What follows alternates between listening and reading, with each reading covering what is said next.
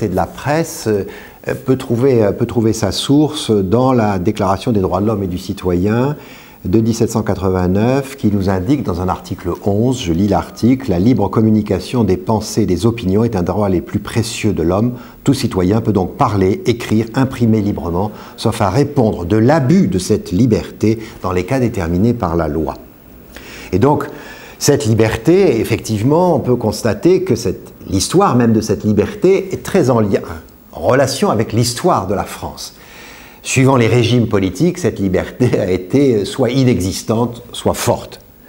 C'est dans la période plus récente, c'est la loi de 1881 qui a posé la liberté de la presse dans la législation française. C'est un texte tout à fait important sur ce point. Cette liberté de la presse existe aussi dans la Convention européenne des droits de l'homme, dans la Charte des droits fondamentaux. Alors, la presse est perçue comme une liberté en tant que telle. La presse doit être observée sous l'angle de la liberté du journal, de la liberté du journaliste. Cette liberté du journal et cette liberté du journaliste doit être respectée dans une démocratie, mais cette liberté doit aussi respecter la société, respecter l'ordre public, bien évidemment. Alors, le journaliste a une liberté d'expression. Le journaliste a une liberté d'expression et cette liberté d'expression a connu des évolutions. Il y a eu des évolutions, des législations relativement récentes, législation de 2010 par exemple, sur la loi relative à la protection des sources des journalistes. Les journalistes ont un statut privilégié dans le Code du travail, il y a des spécificités sur les journalistes dans leur relation avec leur propre employeur, le journal, qu'il soit un journal écrit ou un journal audiovisuel ou une société d'un journal ou une société audiovisuelle. Et la question forte pour les journalistes, c'est la question de la protection de leurs sources. Les journalistes peuvent protéger leurs sources. Il y a eu des arrêts importants, y compris de la Cour européenne des droits de l'homme, l'arrêt Godwin contre Royaume-Uni, un arrêt important de 1996, où la Cour européenne des droits de l'homme rappelle cet impératif de la protection des sources des journalistes. À condition, bien sûr, que cette protection n'aboutisse pas à commettre, en quelque sorte, des exactions contre l'ordre public. Là encore, c'est un élément important. La législation de 2010 sur les journalistes indique de manière expresse qu'il ne peut être porté atteinte directement ou indirectement au secret des sources que si un impératif prépondérant d'intérêt public le justifie et si les mesures exigées sont strictement nécessaires et proportionnées au but poursuivi. Il y a donc véritablement une protection des sources des journalistes. Cela n'empêche pas qu'il puisse y avoir des mesures d'investigation, des mesures de perquisition pour éventuellement rechercher des informations dans des domaines qui ont été des domaines qui ont troublé l'ordre public, troublé la sécurité nationale sur ce registre. Mais c'est l'impératif prépondérant d'intérêt public qui justifie éventuellement des perquisitions de porter atteinte au secret des sources des journalistes. Tout cela étant proportionné, on ne peut pas faire, je veux dire, n'importe quoi en la matière. Il y a eu aussi l'intervention de la Commission nationale consultative des droits de l'homme sur ce point qui précise l'impérieuse nécessité de protéger les sources des journalistes. C'est ainsi qu'il peut y avoir en quelque sorte une véritable information sérieuse qui puisse être donnée à la presse, qu'elle soit écrite ou audiovisuelle.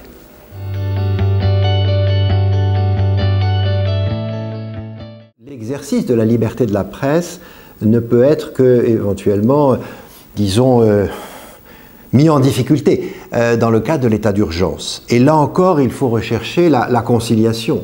Conciliation de la sécurité exigée dans le cadre de l'état d'urgence avec la liberté d'expression de la presse, liberté d'expression des journalistes. Et c'est vrai que la loi de 1955, et notamment sa modification intervenue en 2015, permet au ministre de l'Intérieur d'interrompre beaucoup de choses, et notamment d'interrompre des services de communication en ligne, mais d'interrompre aussi très concrètement toute une série d'activités de presse s'il y a des risques par rapport à l'ordre public.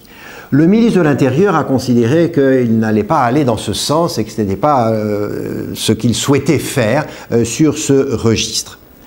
Mais ce qu'il faut rappeler quand même, c'est que même lorsqu'il n'y a pas état d'urgence, il existe toujours des limites à la liberté de la presse, sur toute une série de points, des limites à la liberté de la presse que l'on limites qui sont soit liées à l'ordre public, soit liées à la protection des personnes.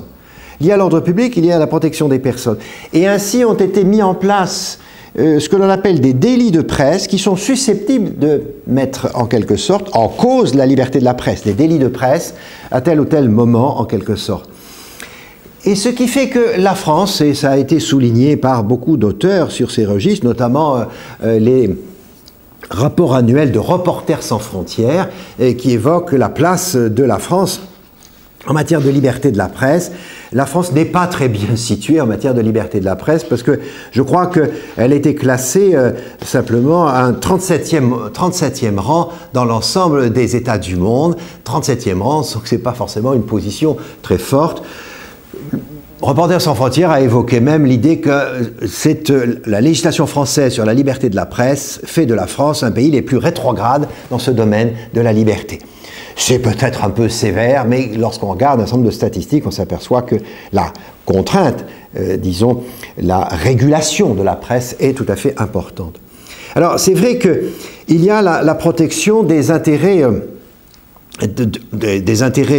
on pourrait appeler généraux de l'ordre public, qui peuvent entraîner saisie des journaux, qui peuvent entraîner le retrait de telle ou telle émission lorsqu'elle présente des risques pour l'ordre public. Il y a là des éléments importants et l'état d'urgence facilite juridiquement cet exercice de contrôle au nom de l'ordre public de telle ou telle émission ou de tel ou tel journaliste qui a déclenché en quelque sorte des risques pour l'ordre public.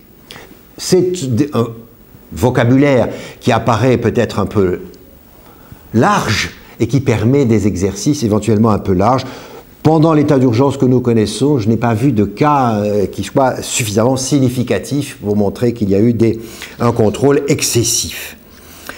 Mais il y a toute une série d'hypothèses dans lesquelles il peut y avoir effectivement des délits de presse et la provocation, par exemple, provocation directe ou indirecte à l'apologie d'actions criminelles ou délictuelles, la provocation au suicide, le discrédit sur une décision juridictionnelle, la provocation à la discrimination raciale, la négation des crimes contre l'humanité, toute une série de cas d'hypothèses dans lesquelles on se trouve face à des délits de presse et qui peuvent être sanctionnés, bien évidemment.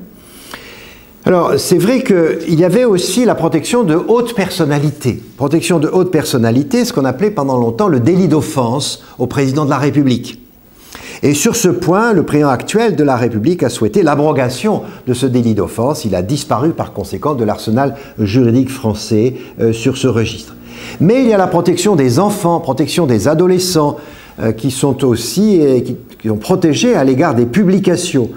Les publications doivent respecter aussi la dignité, en quelque sorte, des enfants. Donc il y a là des éléments aussi qui montrent que la presse n'est pas totalement libre de faire tout ce qu'elle souhaite sur ce registre. Il y a des contrôles. De ce point de vue-là, la France se distingue, par exemple, des États-Unis, où la liberté de la presse est quasiment totale, sans presque de limite.